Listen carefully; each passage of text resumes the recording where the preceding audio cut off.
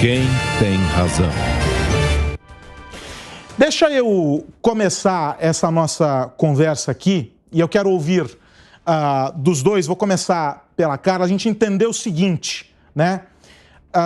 O governo sinaliza de alguma maneira que não vai mexer. O presidente Lula volta atrás nessa conversa. Mas a gente já ouviu indicações do presidente, da Petrobras, a gente agora ouviu a sinalização do ministro de Minas e Energia, a gente vê as reações do mercado sobre isso.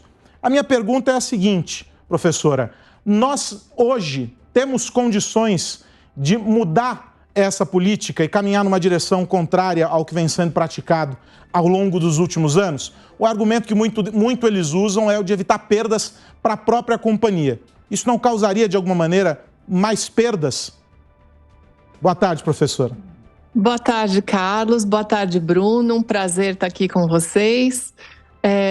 O tema da Petrobras e o tema dos combustíveis, ele é sempre um tema muito sensível, digamos assim, porque ele está muito relacionado às questões políticas e está muito relacionado à forma que a população aceita ou não o presidente do momento.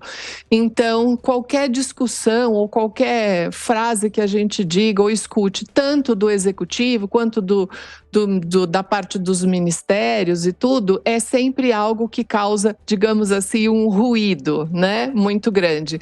Mas sempre as discussões são passíveis de mudança, as possibilidades existem, só que a gente também precisa lembrar que ano passado a Petrobras foi o grande contribuinte, digamos assim, para as contas públicas, com a lucratividade dela, distribuição de dividendos.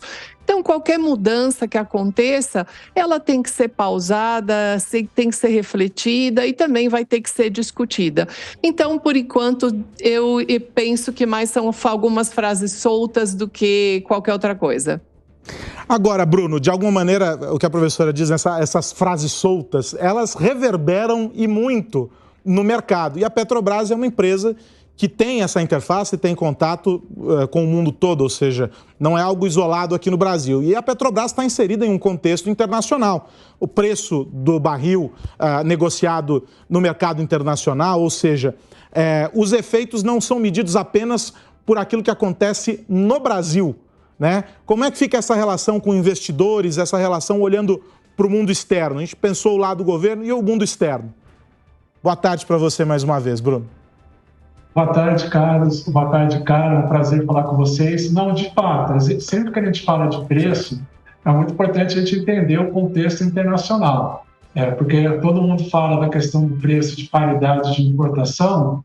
Existe uma razão para isso, né? O Brasil não consegue atender 100% da demanda doméstica de combustíveis só com a produção doméstica. No ano passado, a gente importou 14% da gasolina de fora para atender o mercado brasileiro e 28% do diesel. Então, existem dois conceitos que são muito relevantes, que é o preço de paridade de importação, né, o PPI, e o preço de paridade de exportação. O Brasil adota o PPI porque ele não consegue atender toda essa demanda doméstica. Mas, por exemplo, no caso de outras commodities, como soja, como açúcar, que a gente é exportador, a gente fala de preço de paridade de exportação. Então, não tem como a gente ficar totalmente isolado no mercado que é global, porque a gente está falando de commodities, está falando de produtos que são negociados no mundo inteiro, mesmo a produção brasileira sendo a maior parte da produção doméstica.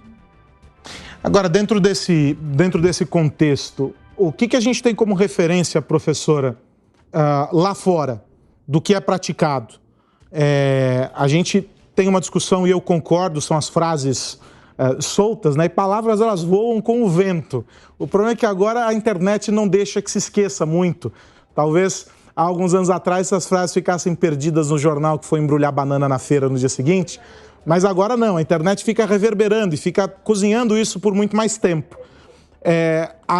Ao adotar essa postura de alguma maneira, a gente caminha para um isolamento do Brasil nesse contexto, no que diz respeito à política de preço, pegando carona nessa resposta do Bruno? Não, o modelo de PPI, ele é um modelo bem feito e é uma coisa interessante porque o modelo em si não é um problema. Porque se o barril de petróleo tiver num preço baixo, está tudo bem, não há uma reclamação. O problema é quando o preço do barril do petróleo sobe. Não é o modelo do PPI em si, né? Então, hoje, a grande problemática que nós temos no setor externo é o orçamento da Arábia Saudita. Isso é que vai ditar o preço do barril do petróleo. Essa semana, a OPEP já anunciou um corte da produção, porque a questão é orçamentária na Arábia Saudita. Ela precisa manter o padrão do petróleo num patamar aí em torno de 80 a 90 dólares, e se cair muito, ela vai cortar essa produção.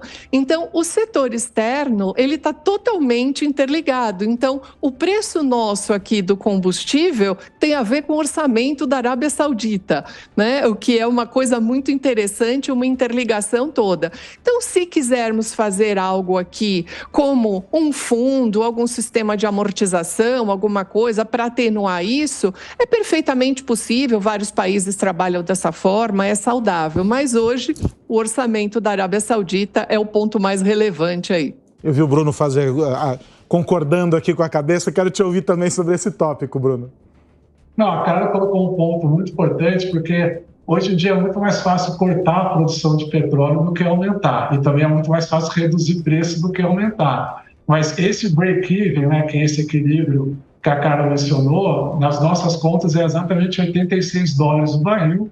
Então, toda vez que o petróleo fica abaixo de 80, gera esse movimento da OPEP de cortar a produção para que o preço volte ao equilíbrio próximo desses 86 dólares. No passado, os Estados Unidos compensava aumentando a produção de shale nos Estados Unidos. Mas hoje, como houve uma falta grande de investimento de nova produção nos últimos anos, a OPEP consegue reduzir a produção sem ter uma resposta de algum outro país. E com isso, o efeito de preço mais alto. Então, esse efeito de preço mais alto pressiona, exporta a inflação para a Europa e exporta preços mais altos para o Brasil também. E aí gera esse problema do que fazer com os preços domésticos.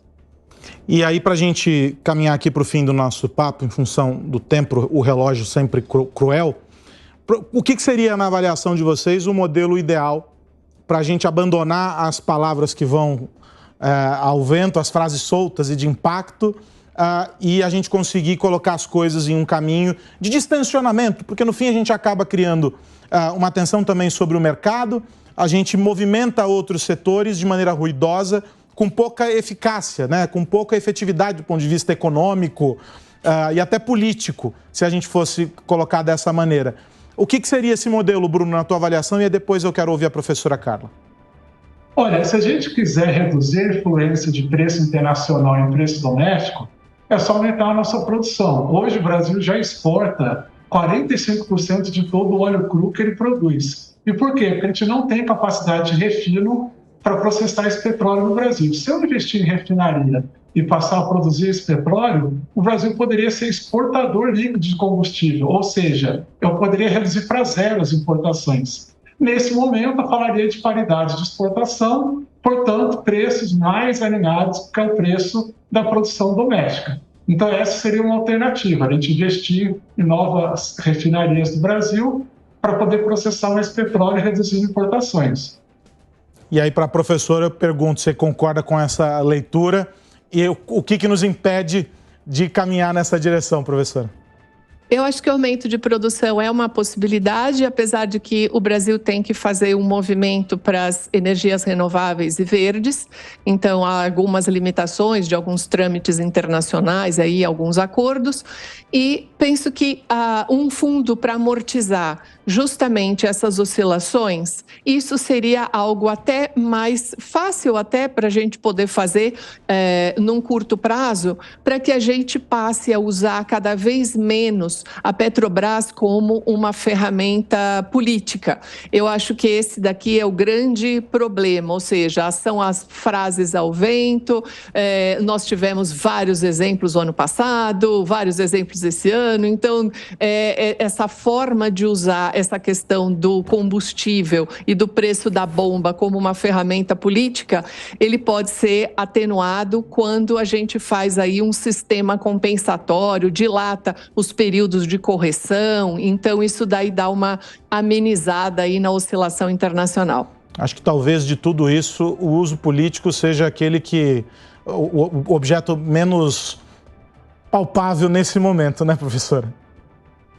Esse daí é o histórico nosso que a gente precisa diminuir essa utilização, porque isso daí é ruim para a população, é ruim para a estrutura como um todo, para a própria empresa, e dá uma certa falta de maturidade, digamos assim, da nossa parte.